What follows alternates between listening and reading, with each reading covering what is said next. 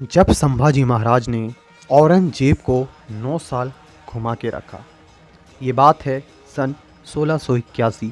मुगल सम्राट औरंगजेब अपनी विशाल सेना के साथ दक्षिण की तरफ बढ़ा चला आ रहा था।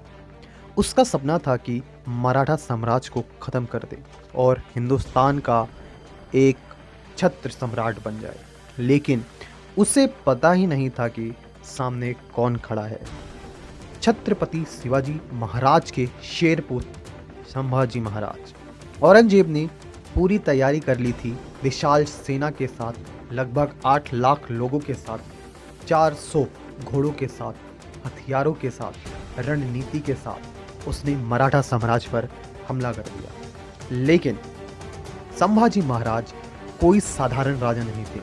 उन्होंने छापा मार युद्ध, गोरिल्ला युद्ध की ऐसी रणनीति अपनाई कि औरंगजेब को ना धरती पे, ना जल में, ना आकाश में, ना जंगलों में, कहीं पर भी उसे चैन की नींद नहीं जीने दी। ऐसी रणनीति जिससे कि ये युद्ध एक बुरे सपने में बदल गया औरंगजेब के लिए। संभाजी महाराज की रणनीति छापामार युद्ध, खुफिया यंत्र, तेजी और चपलता, झूठी सूचना, ये संभाजी महाराज की बनाई हुई कुछ रणनीतियाँ थी। 9 साल तक औरंगजेब अपनी विशाल सेना के साथ एक जगह से दूसरी जगह भटकता रहा। जंगलों में, पहाड़ों में, किलों के बीच उसकी सेना पूरी तरीके से थक चुकी थी। ना खाना बचा, ना मनोबल बचा, ना हौसला बचा। 1689 में औरंगजेब किसी भी हाल में संभाजी महाराज को पकड़ना चाहता था।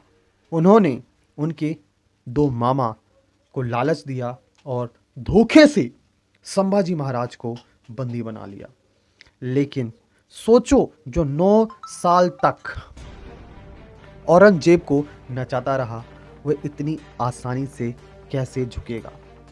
संभाजी महाराज और औरंगजेब ने संभाजी महाराज को एक रास्ता बताया। आप इस्लाम कबूल कर लो, मैं आपको जीवित छोड़ दूंगा। लेकिन संभाजी महाराज ने एक वर्ड में आंसर दिया, मेरे शरीर का एक एक अंग काट सकते हो, काट लो, लेकिन मैं इस्लाम कबूल नहीं करूंगा। अपना धर्म, अपना स्वाभिमान नहीं छोड़ूंगा। तुम्हें जो करना है वो कर लो। इसी प्रकार शेर की तरह लड़े और शेर की तरह वीरगति को प्राप्त हो गए संभाजी महाराज। संभाजी महाराज ने सिर्फ युद्ध ही नहीं लड़ा, बल्कि एक ऐसा इतिहास लिखा जो आज भी मराठा स्वाभिमान की पहचान है। उन्होंने औरंगजेब जैसे शक्तिशाली सम्राट को 9 साल तक गुमराह किया, उनकी सेना को तोड़ा और साबित कर दिया, शेर से टकराने की कोई गलती नहीं कर सकता, क्योंकि शेर का जो पुत्र होता है वो छावा कहलाता है। ये था वीर पुरुष की वीर निशानी। अंत में चलते हुए